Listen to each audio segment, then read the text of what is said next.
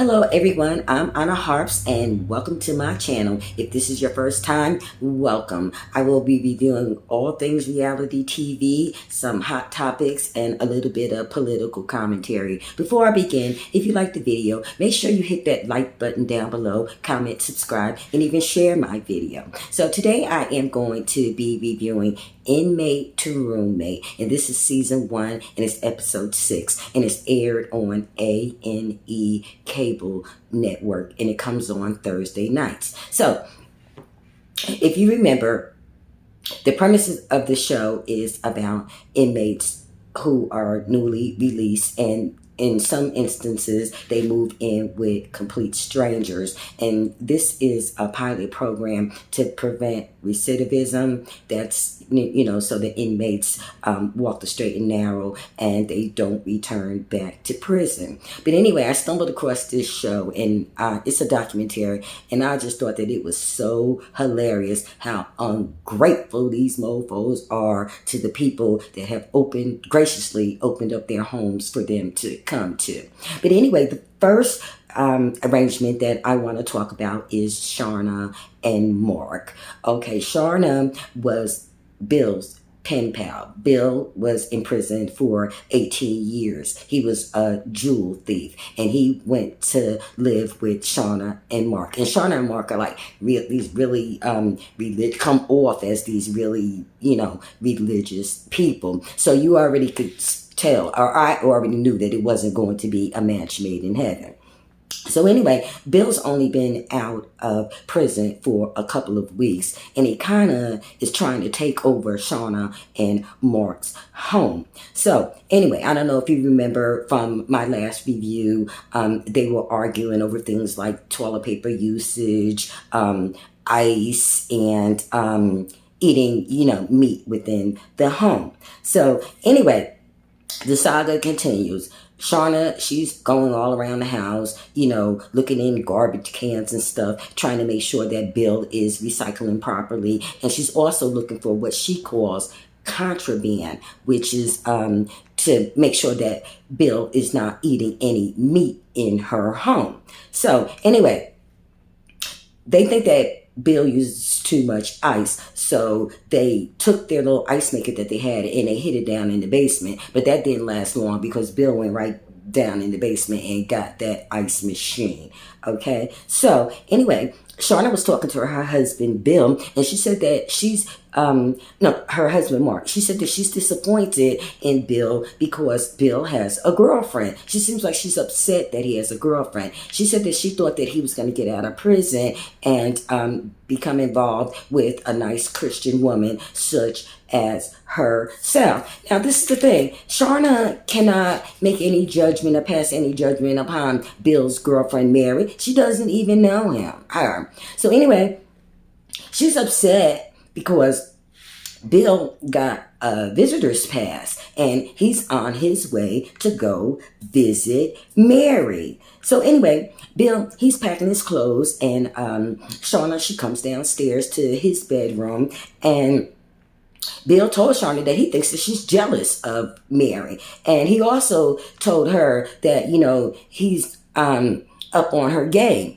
He said that she walks around all provocatively. He calls provocative dressing for a Christian woman, wearing, leggings and jeggings. He said that as soon as her husband goes to work at 10 o'clock at night, here she comes, lurking around the outside of his door. And he just point blank told Sharna, he was like, look, I don't want you. Okay, so he also, now look, mind you, he's in their house. He's eating, their food. He's eating too much ice. He's using up too much toilet paper. And he has the audacity to tell Sharna to get out of his room. Okay, so we'll see how this relationship continues. So the next relationship or arrangement that I want to review with you is Kyle and Sandra. They allowed Nick into their home after he served 2.5 years in prison for illegal distribution of drugs. If you guys remember, he got popped in Chick-fil-A parking lot with a bunch of illegal substances in the car because he had fell asleep at the drive-thru because, you know, he was out of his mind on other illegal substances. But anyway, guess what? Nick bought a car. No, he bought a truck. Not only did he buy a truck, he bought a Range Rover. So Kyle doesn't think that it's a good idea because, you know, the Range Rovers are flashy, and he wants Nick to stay out of trouble. So here's the thing. If Nick has money to, well, he said that he made some crypto investments while he was in prison and he cashed in on that. But see, the thing about it is, you know, why didn't he buy himself a crib? You know, why did he buy, you know, a Range Rover? And then here's the thing. He doesn't even have a driver's license or car insurance. And I didn't know that you could buy a car without a driver's license or car insurance. So anyway, he better just hope that, you know, he doesn't see those big blue lights flashing behind him because he is going to go back to whence he came. So the next arrangement that I want to talk to you about, and this is the funniest arrangement, is Darquavian and Dr. Robert. Darquavian was in prison for illegal distribution of drugs. I believe that's what he was in for. If he wasn't in for illegal distribution of drugs, I think it was burglary. I'm not sure. Okay, I forgot. So anyway, Robert was his psychiatrist before he went into prison for 7 years. And Dr. Robert has invited Darquavian into the home. So last week they got into a heated argument because Dr. Robert told Darquavian that he wouldn't allow his friend Jamal to come into his home after Jamal is released from prison. And he said that if he sees Jamal, that he was going to call the popos on Jamal and Darquavian. So anyway, Darquavian's uncle, the Muslim, comes over to the house and he jumps all over Dr. Robert. And he was like, you know, how could you threaten to call the popos on a black man? He was like, yo, you know, my nephew is not a lab rat. He's not someone that you bring, you know, into your home, you know, promise a better life, you know, make sure that, you know, you would look after, you know, his well-being and his security, and that you threaten to, you know, call the police and jeopardize his freedom. So anyway, Darquavian makes the decision that he's going to leave, and he starts packing up his stuff because he's getting ready to go move in with his uncle. And man, you should have seen all the stuff that Dr. Robert had bought for Darquavian. Darquavian had Burlington bags, TJ Maxx bags, Nike boxes. But it's a good thing that Darquavian is leaving, because I don't know, Dr. Robert kind of gives me these vibes like he's checking for Darquavian, because when he went to go pick up Darquavian from prison, I mean, Dr. Robert is like this unshaven type of hippie-looking doctor.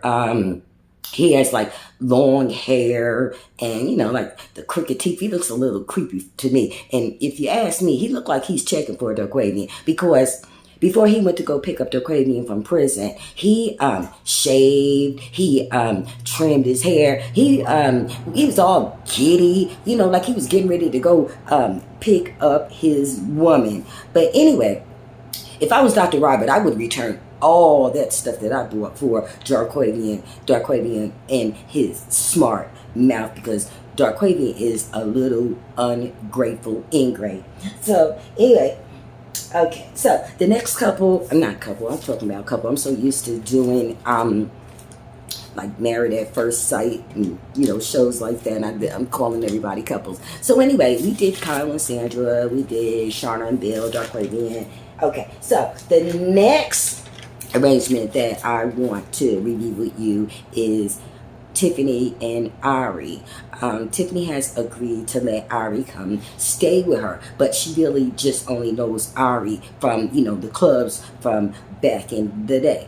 So okay, today Tiffany is moving in with Ari, and Tiffany had a best friend, her name is Quinn, who was living with her, and she told Quinn that she had to leave. So, you know, of course, you know, Quinn is like big mad because, you know, she's Tiffany's best friend, and now Tiffany has Ari moving in, and so she has to leave. So anyway, Tiffany, she's sitting back. Not Tiffany, I'm sorry.